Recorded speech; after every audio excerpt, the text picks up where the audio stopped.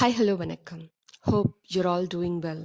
நான் உங்கள் தோழி பிரீதா. நீங்கள் கேட்டுக்கொண்டிருப்பது விக்ரமாதித்தன் கதைகள்.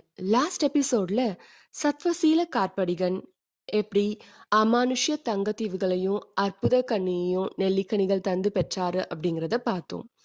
இந்த எபிசோட்ல வேதாளம் சொல்லிய புதிர் கதைகளுள் ஒன்றான மணிமான் கதையை தான் பார்க்க போறோம். வாங்க கதைக்குள்ள போகலாம். மனையாளின் சந்தேகத்தை தீர்க்க உயிரை விட துணிந்த மணிமான் கதை. விக்ரமாதித்தன் மறுபடியும் முருங்கை மரத்திலிருந்து வேதாளத்தை பிடித்து கொண்டு வருகையில் அது மறுபடியும் ஒரு கதை சொல்ல ஆரம்பித்தது.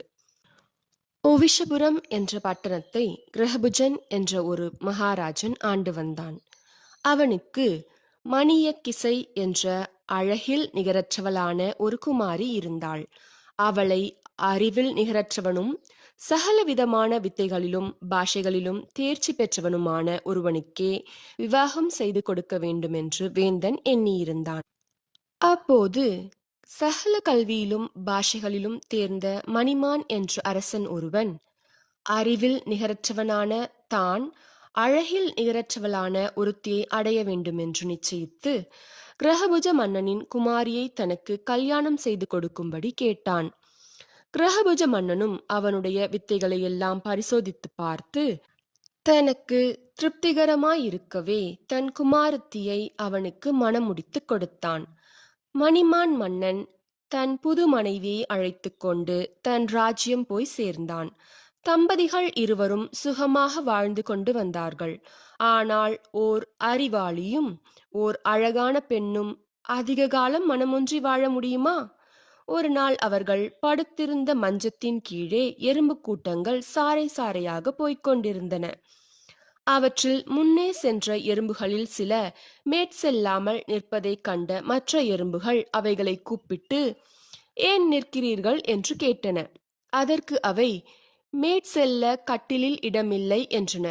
அப்போது பின்னால் இருந்த எறும்புகள் அப்படியானால் கட்டிலை தூக்கி எறிந்துவிட்டு போகிறது தானே என்றதும் முன்னிருந்தவை மன்னனும் மகிஷியும் கட்டிலில் நித்திரை கொள்ளும் போது அவ்வாறு செய்வது தோஷமாயிற்று என்று சொல்லின. அரை தூக்கத்தில் இருந்த மணிமான் மன்னனுக்கு மிருக பாஷையை சேர்ந்த எறும்புகளின் பாஷையும் தெரியுமாகையால் அவற்றின் சம்பாஷணையை கேட்டு ஆச்சரியப்பட்டு கலகலவென சிரித்தான். அப்போது பேரழகியான அவன் மனைவி கண் விழித்து ஏன் சிரித்தீர்கள் என்று கேட்டாள். அவள் வினவியதை கேட்டு அவ்வெறும்புகள் அரசனை தங்கள் பாஷையில் கூப்பிட்டு ராஜனே, நாங்கள் பேசிய வார்த்தைகளை நீர் யாரிடமாவது சொன்னால் உமது சிரம் வெடித்து போகும் என்றன. அதை கேட்டு அவன் தன் மனைவியின் கேள்விக்கு பதில் சொல்லாமல் விசாரத்துடன் இருக்கையில் ஏன் சிரித்தீர்கள் என்று நச்சரித்துக் கொண்டே இருந்த அவள் மனையாள் அரசனை பார்த்து நான் கேட்டதற்கு ஏன் ஒன்றும் சொல்லவில்லை, என் மேல் தயவில்லை போலிருக்கிறது, அப்படியானால் நான் உயிர் விடுகிறேன் என்றாள். இதற்கென்ன செய்வது என்று யோசித்த அரசன் மனைவியை பார்த்து கண்ணே, உன் கேள்விக்கு பதில் சொன்னால் என் சிரம் வெடித்து போகும். ஆகையால் நாளைக்கு மயானத்திற்கு சென்று அங்கே கட்டையை அடுக்கி அதன் மீது படுத்துக்கொண்டே சொல்கிறேன். உடனே என் தலை வெடித்து போகும். நீ வரட்டியால் என் உடலை மூடி கொல்லி வைத்துவிடு என்றான். அதை நம்பாத அவள் அதையும் தான் பார்த்து விடுவோமே என்றாள். அந்தப்படியே மறுநாள் மயானத்தில் கட்டையை அடுக்கி குவித்து அரசன் அதன் மீது படுத்துக்கொண்டு மனைவியை அழைத்தான். அவளிடம் எறும்புகள் பேசியதை சொல்லப்போகும் தருணத்தில் ஆணும் பெண்ணுமாக 2 ஆடுகள் அவனுக்கு அருகாமையில் நின்று தர்க்கமிட்டு கொண்டிருந்தன. பெண்ணாடு ஆணாட்டை பார்த்து அதோ இருக்கும் கிணற்றில் முளைத்துள்ள புல்லை எனக்கு பிடுங்கிக் கொடு என்றது. அதற்கு ஆணாடு நீ என் கிட்ட வராதே, புல்லை பிடுங்க போய் கிணற்றில் விழ சொல்கிறாயா? பெண் புத்தி கேட்டு நடப்பதற்கு எனக்கு பைத்தியமா என்று சொல்லிவிட்டு பெண்ணாட்டை விட்டு போய்விட்டது. இதை கேட்ட அரசன் திடுக்கிட்டு எழுந்து தன் மனைவியை பார்த்து என்னை கொல்ல நினைத்த பாதகி, இனி நீ என் முகத்தில் விழியாதே என்று சொல்லிவிட்டு பட்டணம் போய் வேறு ஒருத்தியை கல்யாணம் செய்து கொண்டான்.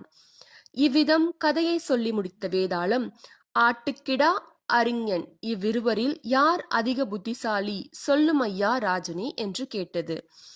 இதற்கு விக்ரமாதித்த மகாராஜன் ஆடாய் இருந்த போதிலும் பெண் புத்தி கேளாதிருந்தமையால் அதுவே அதிக புத்திசாலி என்று விடை சொல்லிக் கொண்டிருக்கும் போதே வேதாளம் கட்டவிழ்த்து கொண்டு மறுபடியும் முருங்கை மரத்தில் ஏறிக்கொண்டது. இதோட இந்த கதை முடிஞ்சிச்சுங்க. ஆனா இப்படியும் சிலர் இப்பவும் இருக்கதான் செய்றாங்க. தூக்கத்துல திடீர்னு புருஷன் சிரிக்கிறான உடனே ஏன் சிரிக்கிற அப்படின்னு கேட்கறதெல்லாம் நியாயம்தான்.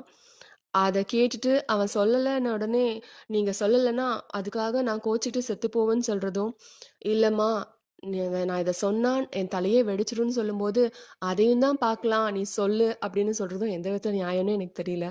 இதெல்லாம் ஒரு விஷயம்னு சொல்லி இதுக்காக சண்டை போட்டு நான் சாகுறேன்னு சொல்றதும், நீ செத்தாலும் பரவாயில்லன்னு சொல்லுன்னு சொல்றதும், இந்த காலத்துலயும் சிலர் பண்ணிட்டு தான் இருக்காங்க.